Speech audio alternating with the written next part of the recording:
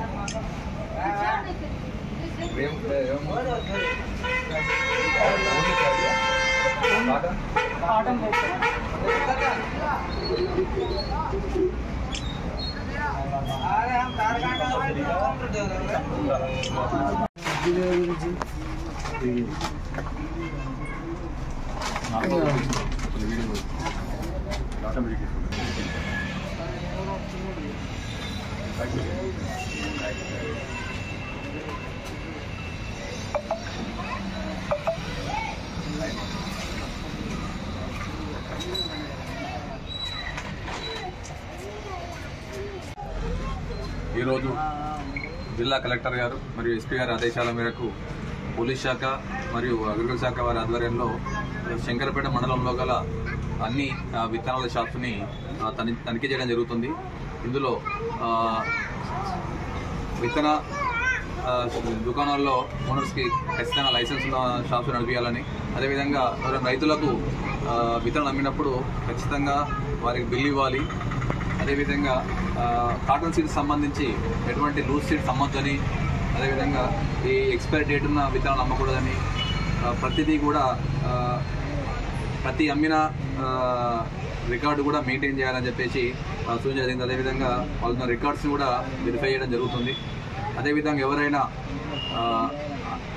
Licence లేని వారు విత్తనాలను అమ్మినా కానీ, నకిలీ విత్తనాలు అమ్మే ప్రయత్నం చేసినా కానీ వారిపైన కఠినంగా చట్టరీత్యా చర్యలు తీసుకోవాలని సూచించబడుతుంది. ఈరోజు రాష్ట్ర ప్రభుత్వ ఆదేశాల మేరకు మరియు కలెక్టర్ గారి ఆదేశం మేరకు శంకరపేటలోని విత్తన షాపులను పోలీస్ మరియు అగ్రికల్చర్కి జాయింట్ ఇన్స్ట్రక్షన్ చేస్తున్నాం కాబట్టి వీళ్ళకి మేము సూచనలు ఇస్తున్నాము. సో మొట్టమొదటిగా మీరు ప్రతి రైతు కూడా విత్తన లైసెన్స్ కలిగిన వాళ్ళు తీసుకోవాల్సింది కోరుకుంటున్నాం.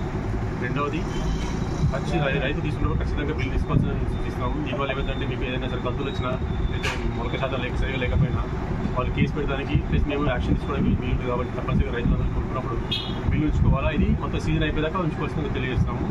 అలాగే లూజ్ ప్యాకింగ్ వచ్చిన సీడ్, కాటన్ సీడ్ కానీ, ఏదైనా మిర్చి సీడ్ కానీ, లేకపోతే ఎటువంటి సీడ్ అయినా సరే లూజ్గా ప్యాకింగ్ మాత్రం తీసుకోవద్దు. వాటి వల్ల కల్తీ విత్తనాలు వస్తున్నాయి.